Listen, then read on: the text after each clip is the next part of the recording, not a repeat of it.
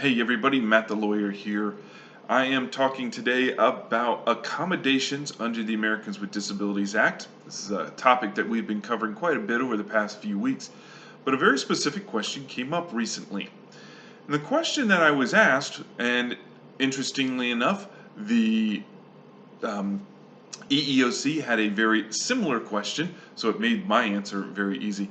What if an employer is requested by an employee? So an employee is requesting an accommodation under the Americans with Disabilities Act for a telework accommodation because somebody in their household has a condition that makes them more susceptible to COVID-19 infection, a respiratory illness, age, some other type of infirmity.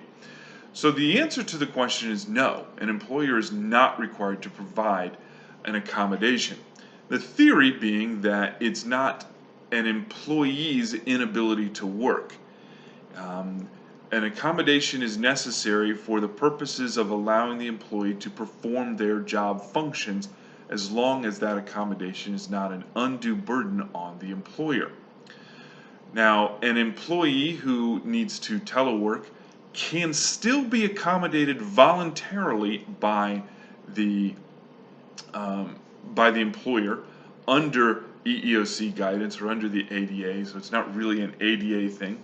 That employee may be eligible for certain other kinds of benefits, such as if it is required to care for somebody who's under a quarantine order, they may be eligible for leave or expanded FMLA under the Family First Coronavirus Response Act, but they are not entitled to an accommodation. Now, just because you're legally not required to provide an accommodation doesn't mean an employee isn't entitled to some sort of consideration. The employer can voluntarily provide the accommodation, and the employer can, at its own discretion, revoke that accommodation if necessary. So be mindful of what's going on, be aware of what your employees may need, and if you're in a position to be able to offer that accommodation, I strongly suggest simply being flexible. But just remember, the employee is not entitled as a matter of law to an accommodation simply because a family member may be more susceptible to the coronavirus. In the meantime, I hope everybody out there stays safe.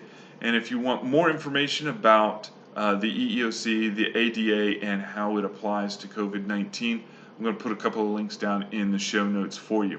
In the meantime, stay safe. We'll talk to you later. Bye-bye.